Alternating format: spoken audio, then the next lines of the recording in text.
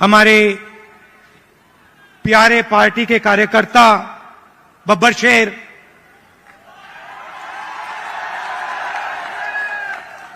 और शेरनिया, भाइयों और बहनों, छत्तीसगढ़ के युवाओं, प्रेस के हमारे मित्रों, आप सबका यहां बहुत बहुत स्वागत। इतनी गर्मी में आप आए, अपना कीमती समय आपने हमें दिया, हमारी बात सुनने आए, इसके लिए मैं बहुत आभारी हूं।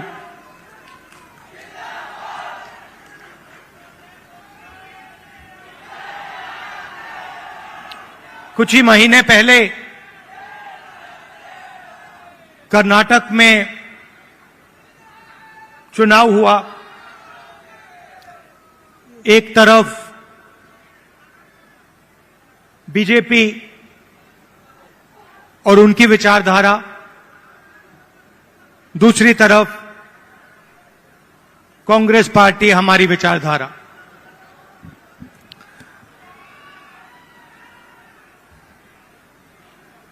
उनका काम लोगों को बांटने का, नफरत फैलाने का, हिंसा फैलाने का। हमारा काम लोगों को जोड़ने का, नफरत के बाजार में मोहब्बत की दुकान खोलने का।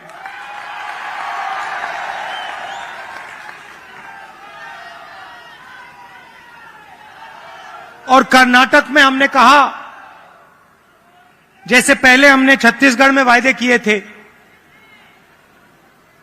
किसानों को सही दाम देने का वायदा जो हमने पूरा किया, किसानों का कर्जा माफ किया, बिजली बिल हाफ किया, जैसे हमने यहां वायदे किए थे, वैसे ही हमने कर्नाटक में 5 वायदे किए। चुनाव से पहले बीजेपी के लोग हर बार वो कोई ना कोई नंबर निकाल देते हैं। कोई कहता है 230 सीट आएंगी, कोई कहता है 250 सीट आएंगी, मगर कर्नाटक में, कर्नाटक के हर गरीब व्यक्ति ने पूरा दम लगा के कांग्रेस पार्टी को जिताया। और वही यहां हुआ था। देखिए, एक बात मैं साफ करना चाहता हूं, बीजेपी और नरेंद्र मोदी जी हिंदुस्तान के 2-3 अरबपतियों के लिए काम करते हैं। नाम आप जानते हो। कुछ ही दिन पहले दुनिया के सबसे बड़े फाइनेंशियल अखबारों में अदानी जी के बारे में कहानी आई, आर्टिकल छपा। दुनिया के सबसे बड़े फाइनेंशियल न्यूज़पेपर में लिखा था, अदानी जी जो नरेंद्र मोदी जी के करीब हैं, उन्होंने हिंदुस्तान से हजारों करोड़ रुपया बाहर देशों में भेजा और उस पैसे से स्टॉक मार्केट में अपने शेयर्स का दाम बढ़ाया। और उस पैसे से अदानी जी, आपकी जो पूंजी है, आपका जो इंफ्रास्ट्रक्चर है, आपके जो एयरपोर्ट हैं, सुना है अब रेलवे स्टेशन भी उनको दिए जाएंगे।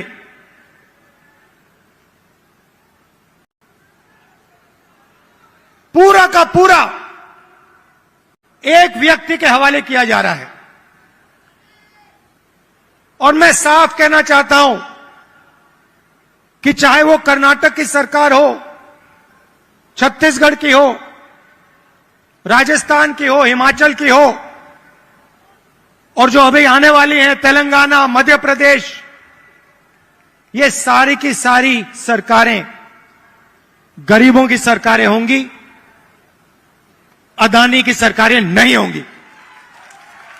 और प्रधानमंत्री को साफ कहना चाहिए, देश को बताना चाहिए और छत्तीसगढ़ के युवाओं को बताना चाहिए कि वो अदानी जी पर इंक्वायरी क्यों नहीं करवा रहे हैं। ऐसी क्या बात है कि नरेंद्र मोदी जी अदानी जी पर इंक्वायरी नहीं करा सकते हैं? 2-3 सवाल हैं भाई और बहनों, युवाओं। ये जो हजारों करोड़ रुपए हिंदुस्तान से बाहर गया, ये पैसा किसका था? पहला सवाल, ये अदानी जी का पैसा नहीं था, ये किसी और का पैसा था। किसका पैसा था? ये पहला सवाल है। प्रधानमंत्री जी कोई इंक्वायरी नहीं करवाएंगे। मैं आपको साफ कह देता हूं, हिंदुस्तान का प्रधानमंत्री अदानी जी पे कोई इंक्वायरी करा ही नहीं सकता, क्योंकि अगर उसका इंक्वायरी का नतीजा निकल गया तो नुकसान अदानी जी को नहीं होगा, नुकसान किसी और को होगा। तो छत्तीसगढ़ में हमने क्या किया? छत्तीसगढ़ में किसानों को धान के लिए सही दाम दिया।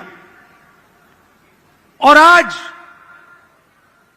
आप सारे प्रदेशों को देख लीजिए, लिस्ट निकालिए, सवाल पूछिए, धान के लिए सबसे ज्यादा पैसा कौन से स्टेट में मिलता है? जवाब मिलेगा छत्तीसगढ़, छत्तीसगढ़, छत्तीसगढ़।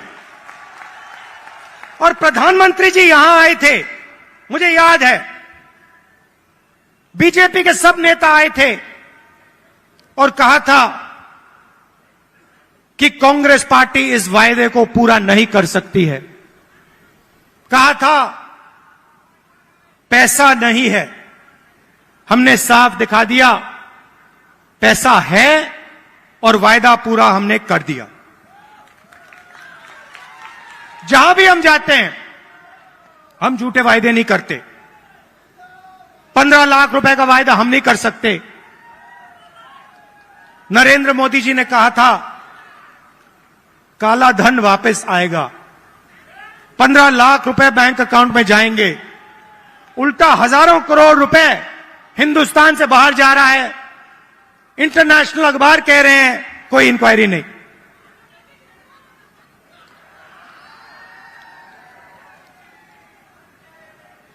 तो अब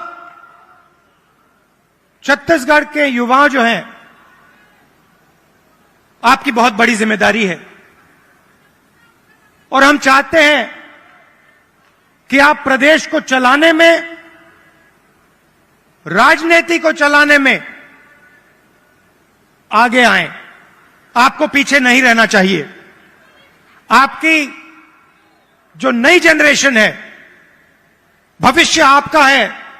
आने वाले समय में छत्तीसगढ़ आपका है और आपको आगे बढ़ना पड़ेगा। और इसीलिए हमने राजीव युवा क्लब आपके लिए बनाए हैं। हर क्लब को 1 लाख रुपए, 3 लाख युवाओं को क्लब में हमने जोड़ा है। और ये ऐसे नहीं जोड़ा है, मैं आपको साफ बताना चाहता हूं। हमने इसलिए जोड़ा है कि आप इस प्रदेश को चलाने में, इस प्रदेश को चलाने में आप भाग लें। और हम आपके लिए राजनीति के दरवाजे खोलना चाहते हैं कि कुछ ही सालों में आपके बीच में से छत्तीसगढ़ के एमएलए, प्रधान, नेता चुन के आए। इसलिए हमने यह काम किया है। 2-3 चीजें मैं और कहना चाहता हूं। जो हमारे आदिवासी भाई हैं, आपके लिए हमने पैसा कानून लाया, आपकी जमीन की रक्षा की।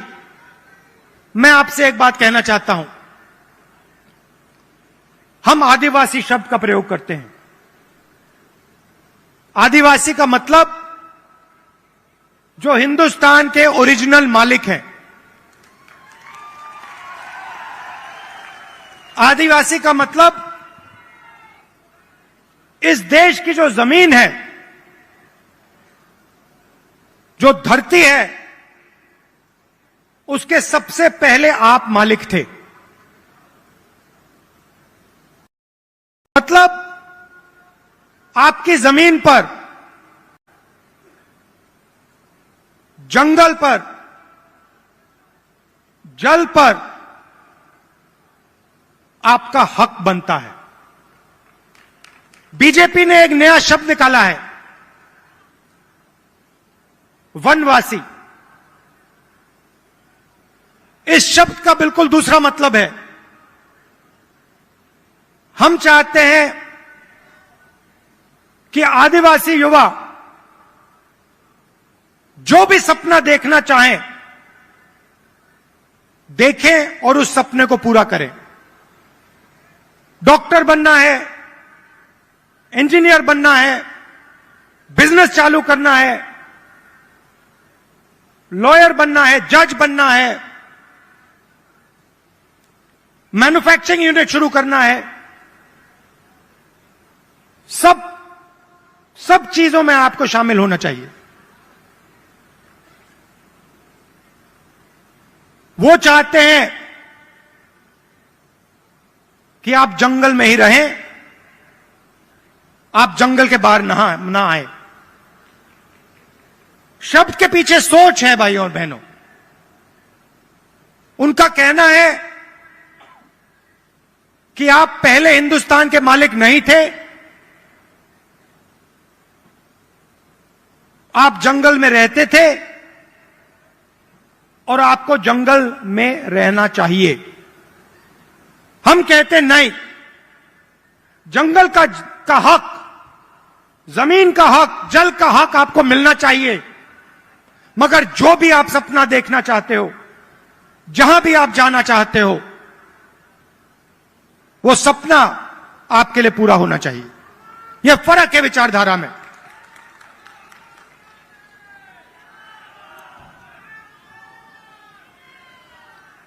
और पूरे देश में भाई और बहनों, पूरे देश में ये नफरत फैला रहे हैं। आदिवासियों को नया नाम दे देंगे, एक धर्म को दूसरे धर्म से लड़ा देंगे, एक भाषा को दूसरी भाषा से लड़ा देंगे, एक जात को दूसरी जात से लड़ा देंगे। हमारा काम जोड़ने का है। जहां भी ये नफरत फैलाते हैं, चाहे वो मणिपुर हो, असम हो, कर्नाटक हो, जहां भी ये नफरत फैलाएंगे, कांग्रेस पार्टी के कार्यकर्ता वहां जाकर मोहब्बत फैलाएंगे। ये हमारा काम है, ये हमारी जिम्मेदारी है। आप देखिए, भारत जोड़ो यात्रा का यही लक्ष्य था। कन्याकुमारी से हम शुरू हुए, श्रीनगर तक गए,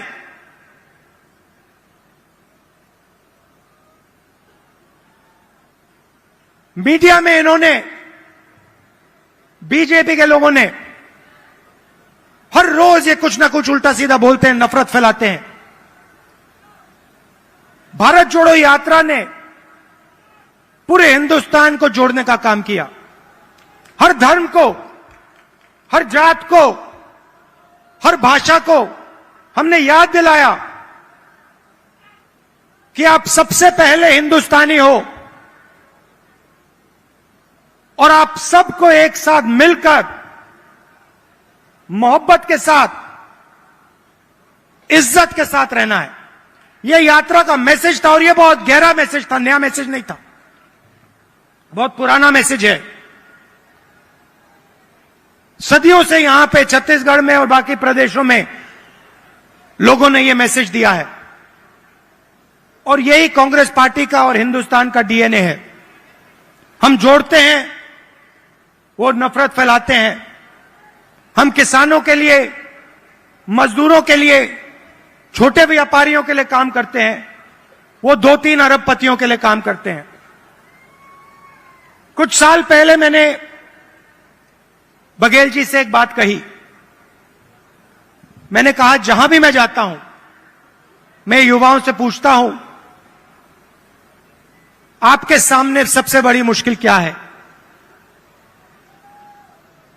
बीजेपी ने जो हिंदुस्तान की रीढ़ की हड्डी है, आर्थिक रीढ़ की हड्डी है, उसको तोड़ दिया है। जो छोटे व्यापारी थे, जीएसटी और नोटबंदी ने उनको खत्म कर दिया, जानबूझ के खत्म किया। और जब भी मैं इनसे पूछता हूं, आपके सामने सबसे बड़ी मुश्किल क्या है, कहते हैं बेरोजगारी।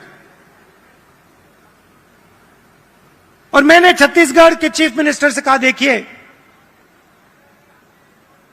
छत्तीसगढ़ में अलग अलग स्किल्स हैं, हर डिस्ट्रिक्ट में आप कुछ ना कुछ बनाते हो,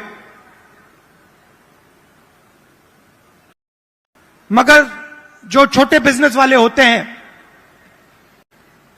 उनको बैंक का पैसा नहीं मिलता, उनको मीडिया का सपोर्ट नहीं मिलता। और मैंने छत्तीसगढ़ के चीफ मिनिस्टर बघेल जी से कहा कि आपका फोकस इन छोटे व्यापारियों पे होना चाहिए, छोटे बिजनेस वालों पर होना चाहिए, बैंक के दरवाजे उनके लिए खोलने चाहिए, और मार्केटिंग हो तो इनके लिए हो। और खुशी से मैं कहता हूं कि बघेल जी ने इस पे काम शुरू कर दिया है, और इससे आने वाले समय में लाखों युवाओं को फायदा मिलेगा, हजारों नए बिजनेस खुलेंगे और लाखों युवाओं को रोजगार मिलेगा। देखिए, आपको सिर्फ छत्तीसगढ़ की नहीं सोचनी है। छत्तीसगढ़ हिंदुस्तान का सेंटर है।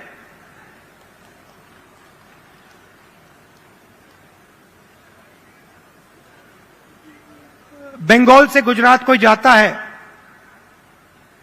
छत्तीसगढ़ से निकलना पड़ता है। आप सेंटर लाइन पे हो और आपको देश का लॉजिस्टिकल सेंटर बनना चाहिए कि आप इंफ्रास्ट्रक्चर तैयार करिए कि छत्तीसगढ़ हिंदुस्तान का लॉजिस्टिकल सेंटर बने। जो भी माल बंगाल से गुजरात बाकी प्रदेशों में जाए, वो यहां प्रोसेस हो, यहां से निकले, एयरपोर्ट से आप बाकी दुनिया को छत्तीसगढ़ से जोड़िए, सिर्फ हिंदुस्तान को नहीं, बाकी दुनिया को आप एयरपोर्ट से जोड़िए, छत्तीसगढ़ को जोड़िए, कि हमारे जो युवा हैं, छत्तीसगढ़ के जो प्रोडक्ट्स हैं, वो पूरी दुनिया में जाएं, सिर्फ हिंदुस्तान में ना रहें। मुझे लगता है कि छत्तीसगढ़ की सरकार ने बहुत अच्छा काम किया है, और आने वाले 5 सालों में भी यहां पे छत्तीसगढ़ की सरकार, कांग्रेस पार्टी की सरकार जबरदस्त काम करने जा रही है। कार्यकर्ताओं से मैं कहना चाहता हूं, आप हमारी रीढ़ की हड्डी हो, आप हमारे विचारधारा के लिए लड़ते हो। छत्तीसगढ़ में आपने हमें जिताया, राजस्थान में जिताया, कर्नाटक में जिताया, हिमाचल में जिताया, तेलंगाना में जिताओगे, फिर से छत्तीसगढ़ में जिताओगे, मध्य प्रदेश में जिताओगे, राजस्थान में जिताओगे।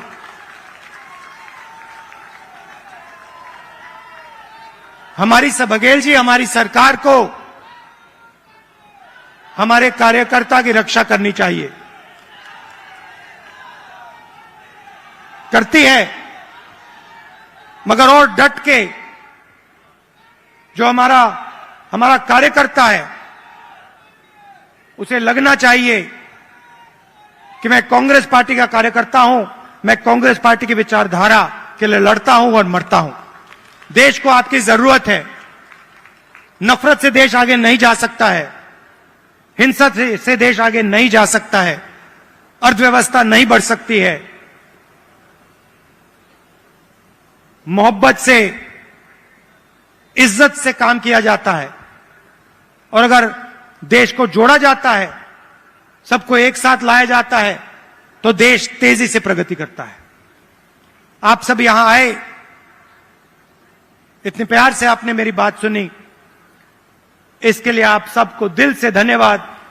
और जो युवा हैं, जो अब इन क्लब्स में शामिल होंगे, आप याद रखिए, छत्तीसगढ़ का भविष्य आपका है, आपकी बड़ी जिम्मेदारी है। आपको राजनीति में आना है और आपको छत्तीसगढ़ को भविष्य में चलाना है। बहुत बहुत धन्यवाद। जय हिंद, नमस्कार। बहुत बहुत शुक्रिया आपका आदरणीय श्री राहुल गांधी जी। और स्मृति चिन्ह का